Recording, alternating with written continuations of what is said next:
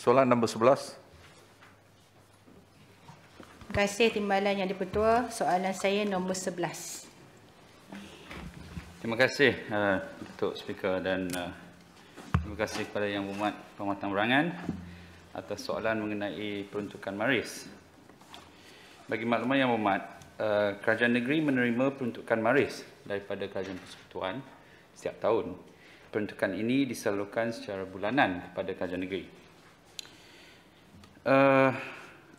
Peruntukan Maris yang diberikan oleh Kerajaan Persekutuan kepada Kerajaan Negeri pada tahun 2021 adalah sejumlah RM208,668,683. Seperti mana Yang Berhormat di Dewan Yang Mulia ini maklum, ini merupakan satu peningkatan yang besarlah, yang mendadak juga.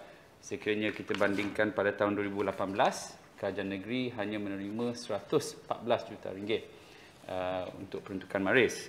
Dan peningkatan ini adalah sedikit sebanyak satu hasil secara langsung daripada usaha Kerajaan Negeri untuk melakukan projek pencerapan jalan yang telah sekaligus meningkatkan peruntukan Maris daripada Kerajaan Persekutuan.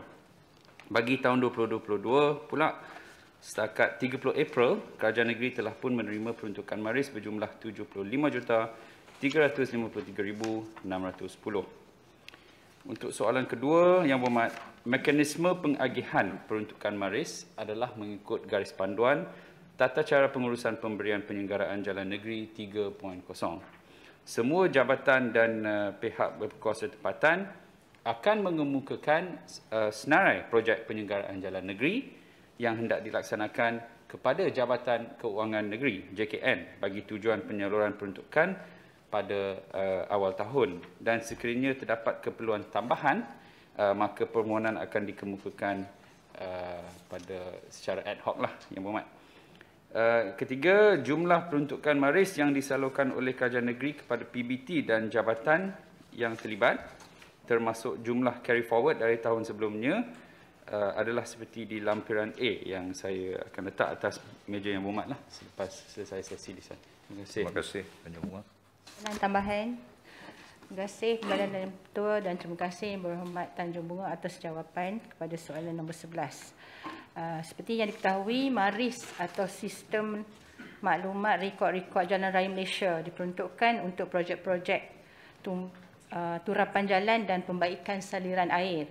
Soalan tambahan saya, apakah skop atau jenis projek lain yang berkaitan yang boleh dimasukkan dan dipohon melalui peruntukan Maris?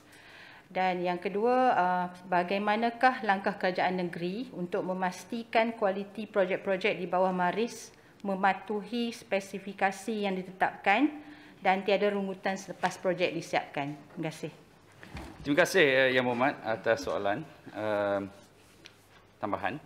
Sebenarnya kalau ikutkan garis panduan Maris yang asal, banyak kekangan. Dia sebenarnya hanya boleh digunakan untuk penyelenggaraan untuk membaik pulih mengikut skop yang asal. Namun demikian, tahun-tahun kebelakangan ini, Kerajaan Persekutuan telah pun membuat update kepada garis panduan, dan yang terkini, garis panduan 3.0 yang telah pun dipersetujui oleh Kabinet baru-baru ini, yang membenarkan penggunaan peruntukan Maris bagi infrastruktur jalan, jambatan, parit, longkang dan juga cerun di jalan negeri yang rosak akibat banjir selagi tidak merubah geometri ataupun kategori jalan.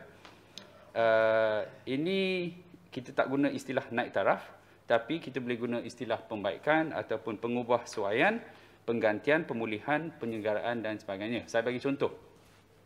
Sekiranya kita ada satu jalan, satu lorong, dua hala. Kita nak ubah suai menjadi dua lorong, dua hala. Itu tidak dibenarkan oleh Maris. Namun demikian, sekiranya jalan itu mempunyai parit 300 mm, kita nak ubah suai jadi 450 mm, itu dibenarkan. Jadi ikut garis panduan yang terbaru, dia lebih fleksibel lah. Jadi lebih projek-projek yang kita boleh buat sekiranya jalan longkang di sesuatu jalan mengakibatkan banjir di kawasan tersebut, kita boleh gunakan Maris untuk membuat pengubah suaian. Yang kedua, Yang Yang Berhormat, semua agensi-agensi yang bertanggungjawab atas jalan seperti PBT, JKR dan sebagainya sudah tentu mempunyai SOP yang